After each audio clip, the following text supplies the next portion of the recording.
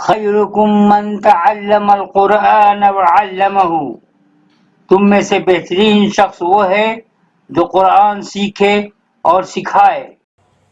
اہدنا الصراط المستقیم، ہمیں سیدھی اور سچی راہ دکھا۔ السلام علیکم ورحمۃ اللہ وبرکاتہ، اہلا وسہلا مرحبا۔ دوستو، آج میں آپ لوگوں کے سامنے سورہ یونس کی تلاوت شروع کرنے جا رہا ہوں۔ اس آیت میں جیسا کہ لکھا ہوا ہے، سورہ یونس مکیہ وہی 109 آیات وواحد وعشر رکوع، یعنی سورہ مکی، یہ سورہ مکی ہے، سورہ یونس مکی ہے اور اس میں 109 آیات ہیں اور 11 رکوع ہیں۔ لیکن اس میں کیا کیا باتیں ہیں الگ سے میں نے تحریر کیا ہے، اس پہ دیکھ لیتے ہیں، اس کے بعد میں آگے بڑھوں گا، تلاوت کروں گا۔ سورہ یونس 110 آیت میں آپ کی تلاوت کروں گا۔ نمبر 1، ظاہر پرست انسان یہ سمجھتا ہے کہ دولت، عزت اور ترقی اس شخص کے لیے ہے جس کی دنیا کا اقتدار حاصل ہو، جبکہ پیغمبر یہ بتاتا ہے کہ یہ سراسر دھوکہ ہے۔ حقیقت یہ ہے کہ عزت و بلندی دراصل وہ ہے جو مستقل زندگی میں خدا کے ہاں حاصل ہو اور اسی کے ساتھ دائمی بھی ہو۔ نمبر 2 میں ہے، اللہ تعالیٰ نے کائنات کو بس یوں ہی نہیں بنایا ہے۔ دنیا میں جو کچھ ہو رہا ہے وہ ایک نظام کے تحت ہو رہا ہے، اور بغور مطالعہ کرنے سے معلوم ہوتا ہے کہ کائنات کے نظام میں شرک کی کوئی گنجائش نہیں ہے، کوئی جگہ نہیں ہے۔ ویری ویری امپورٹنٹ چیز ہے جو ہم لوگ کہتے ہیں کہ اللہ تعالیٰ کی طرف سے شرک کیا جائے، کوئی گنجائش نہیں، کہ اتنا بڑا نظام ہے اور اللہ تعالیٰ خود دیکھ رہا ہے، کیسے کسی کو شریک کر سکتا ہے۔ اور ایک اور امپورٹنٹ بات ہے جو نمبر 3 میں ہے، زمین و آسمان میں بے شمار نشانیاں ہیں، مگر وہ ان لوگوں کے لیے ہے جو ڈر رکھنے والے ہیں۔ ڈر یا اندیشہ وہ چیز ہے جو آدمی کو سنجیدہ بناتا ہے۔ جب تک آدمی کسی معاملے میں سنجیدہ نہ ہو، وہ اس معاملے پر پورا دھیان نہیں دے گا اور نہ اس کے پہلوؤں کو سمجھے گا۔ تو دوستو، یہ سب باتیں ہیں۔ امپورٹنٹ چیز کیا ہے کہ میں دیکھ رہا ہوں کہ کچھ حضرات ہیں ہمارے جو جیسے میں یوٹیوب پہ ڈالتا ہوں اس کا مطالعہ کرتے ہیں، اللہ تعالیٰ انہیں جزائے خیر دے، تمام آفات سے دور کرے۔ اب آپ لوگوں کی ذمہ داری یہ ہے کہ اگر آپ میری بات کو سمجھ رہے ہیں اور سمجھتے ہیں کہ قرآن کا پیغام عام لوگوں تک پہنچے، تو آپ کی بھی ذمہ داری یہ ہوتی ہے کہ آپ اپنے دوستوں میں شیئر کریں اور جہاں تک ہو سکے اس دعوت کو عام کریں، اس میں ثواب ملے گا۔ اور کچھ ایسی باتیں ہیں کہ میں آج کھو گیا ہوں، میں زیادہ نہیں لکھ سکتا ہوں، اس لیے کہ اہم باتیں ہیں جو بغور سنیں اور بالکل مطلب کہ آہستہ میں کیا بتاؤں کس طرح سے سنیں، میں اتنا میں انجوائے کیا کہ جواب نہیں۔ آئیے میں تلاوت کرتا ہوں۔ بسم اللہ الرحمن الرحیم، الف لام را تلک آیات الکتاب الحکیم، اکان للناس عجبا ان اوحینا إلى رجل منهم أن أنذر الناس وبشر الذين آمنوا أن لهم قدم صدق عند ربهم، قال الكافرون إن هذا لساحر مبين۔ سورہ یونس مکی ہے، شروع اللہ کے نام سے جو بڑا مہربان نہایت رحم والا ہے۔ الف لام میم را، یہ پرحکمت کتاب کی آیتیں ہیں۔ کیا لوگوں کو اس پر حیرت ہے کہ ہم نے انہی میں سے ایک شخص پر وحی کی کہ لوگوں کو ڈراؤ اور جو ایمان لائے ان کو خوشخبری سنا دو کہ ان کے لیے ان کے رب کے پاس سچا مرتبہ ہے۔ منکروں نے کہا یہ شخص تو کھلا جادوگر ہے۔ آئیے تفسیر دیکھتے ہیں۔ پیغمبر کا کلام انتہائی محکم دلائل پر مبنی ہوتا ہے۔ وہ اپنے غیر معمولی انداز کی بنا پر خود اس بات کا ثبوت ہوتا ہے کہ وہ خدا کی طرف سے بول رہا ہے۔ اس کے باوجود ہر زمانے میں لوگوں نے پیغمبر کا انکار کیا۔ اس کی وجہ انسان کی ظاہر پرستی ہے۔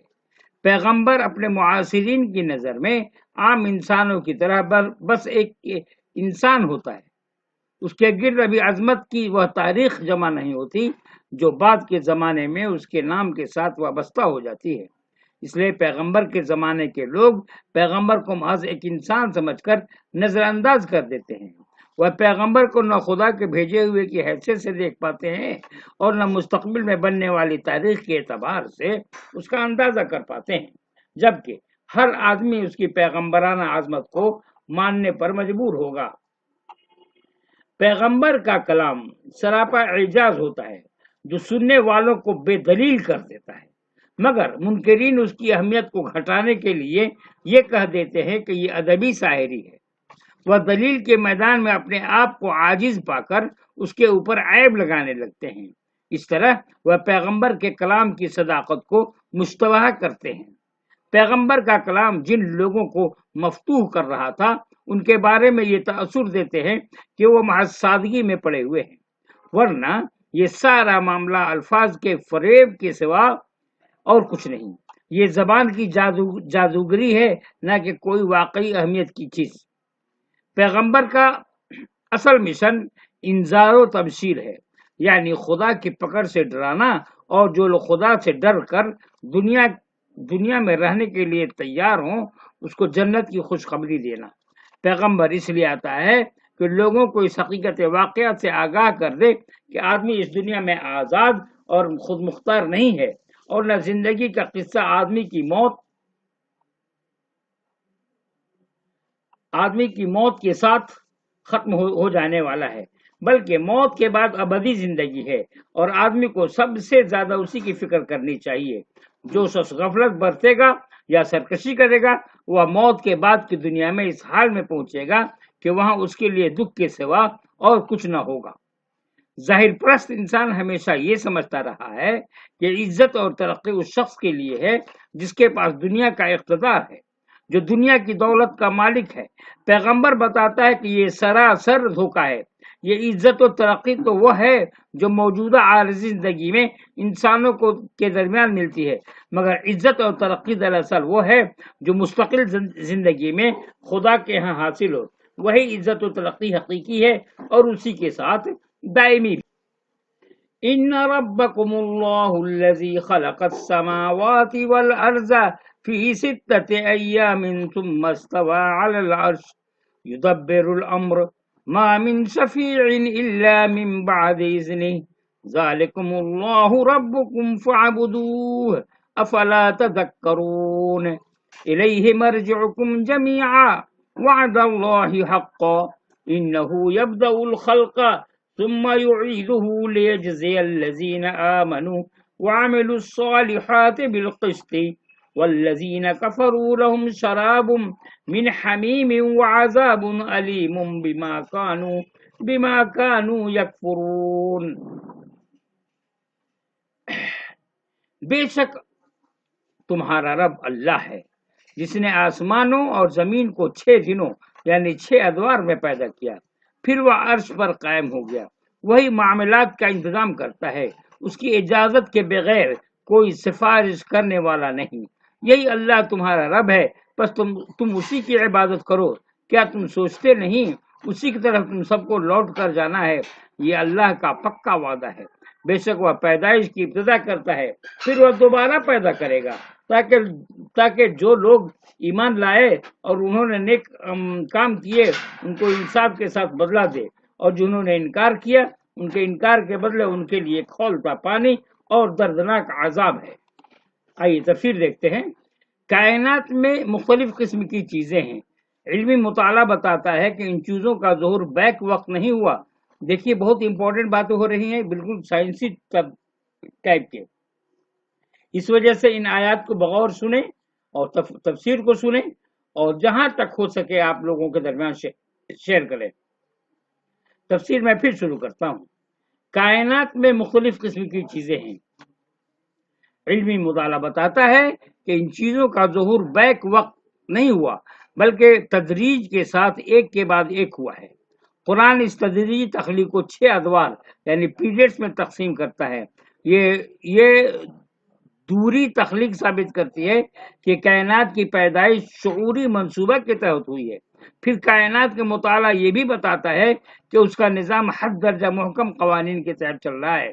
ہر چیز ٹھیک اسی طرح عمل کرتی ہے جس طرح مجموعی تقاضے کے تحت اسے عمل کرنا چاہیے۔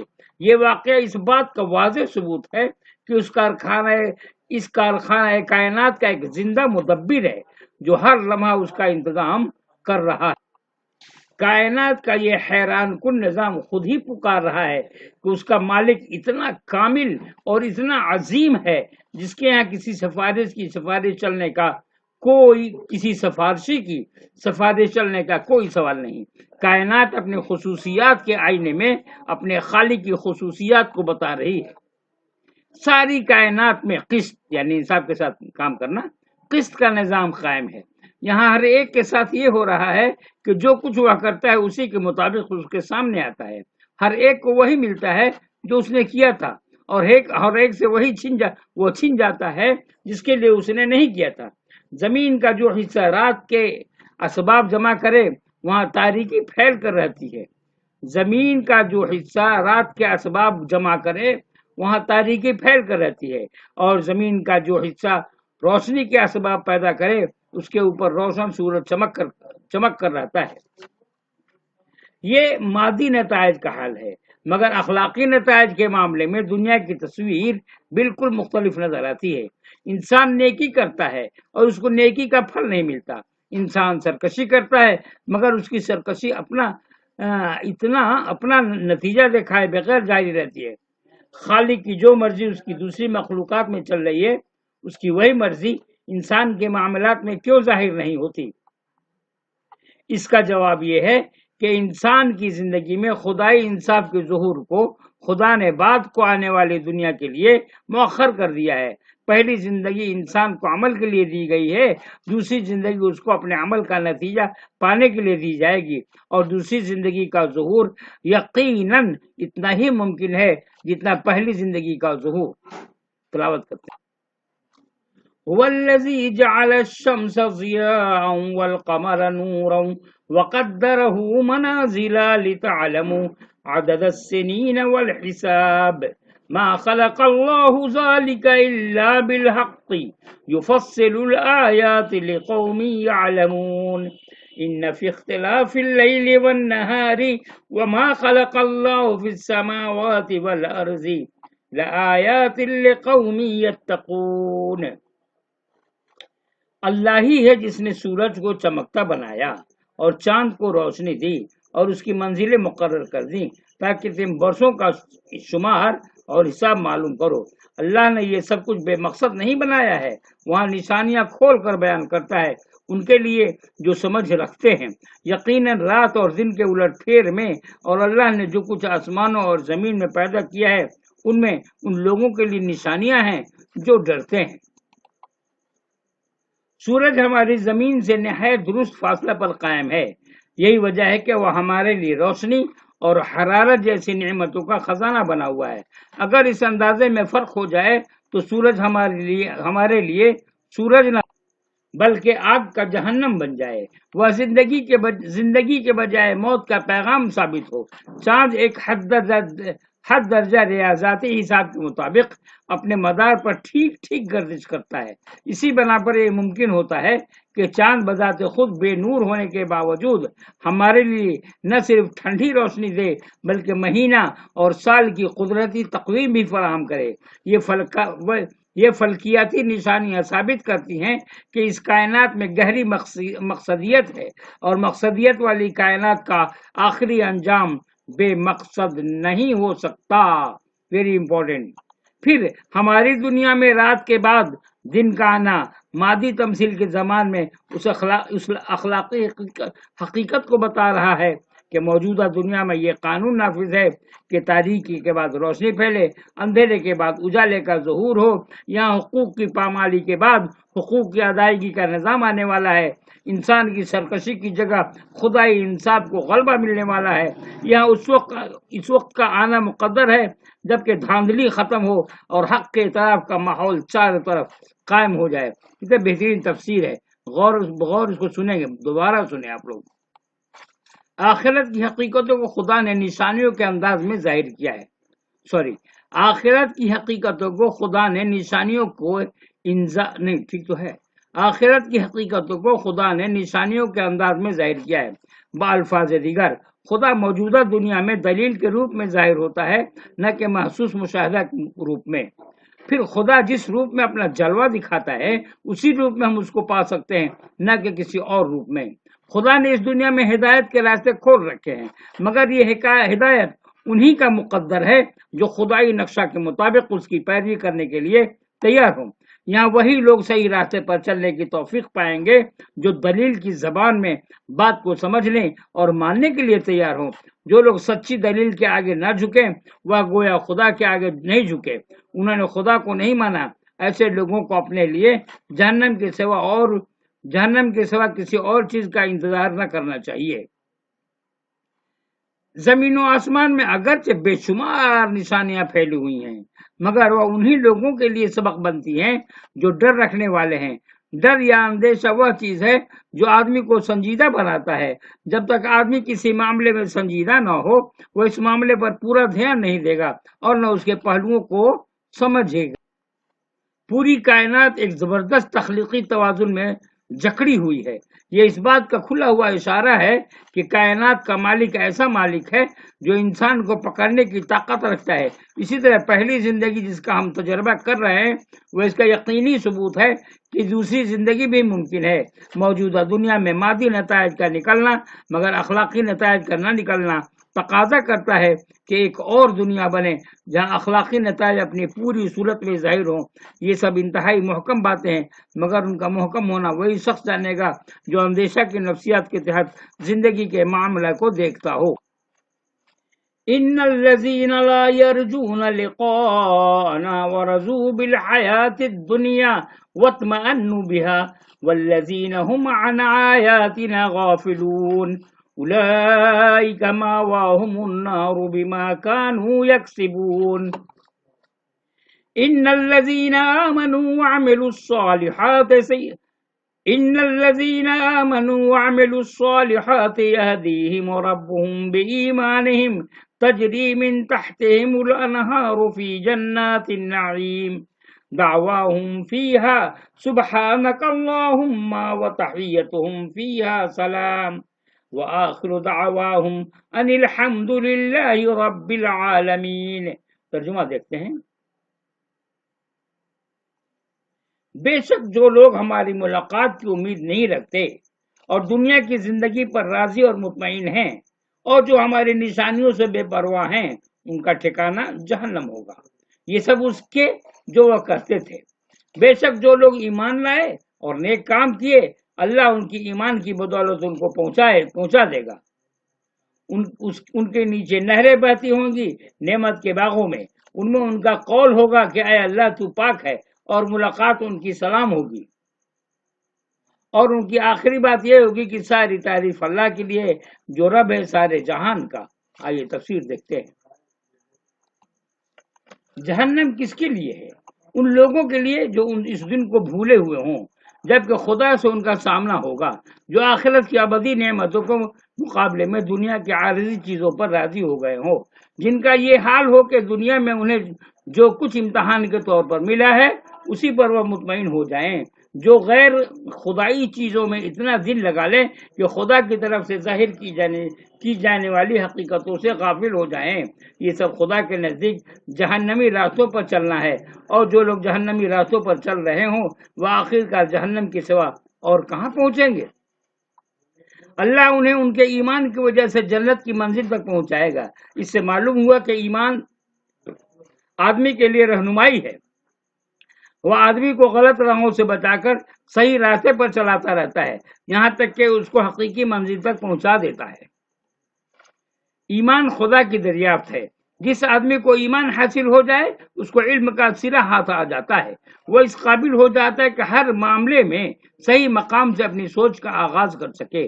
وہ فکری بے راہ روی سے بچ کر فکری صحت کا مالک بن جائے۔ مزید یہ کہ خدا کو ماننا کسی کتابی فلسفہ کو ماننا نہیں ہے، یہ ایک زندہ خدا کو ماننا ہے جو بالآخر تمام انسانوں کو اپنے ہاں جمع کر کے ان کا حساب لینے والا ہے۔ اس طرح ایمان آدمی کے اندر اپنے انجام کے بارے میں اندیشہ کی کیفیت پیدا کر کے اس کو انتہائی سنجیدہ انسان بنا دیتا ہے۔ وہ اپنے کو مجبور پاتا ہے کہ अपनी तमाम कार्रवाइयों को सही और गलत की रोशनी में देखे और सिर्फ सही रुख पर चले और गलत रुख पर चलने से हमेशा परहेज करे। इस तरह ईमान आदमी को सही फिक्र भी देता है और उसी के साथ वह कुव्वत तमीज भी, जो उसके लिए मुस्तकिल अमली रहनुमा बन जाए। आखिरत की जन्नत उन लोगों के लिए है जिन्होंने दुनिया में अपने आप को इसका मुस्तहिक साबित किया हो। आखिरत खुदा के बराह रास्त जलवों में सरशार होने का मकाम है। वहाँ बसने का मौका सिर्फ उन लोगों को मिलेगा जो दुनिया में खुदा के बिलवास्ता जलवों से सरशार हुए थे।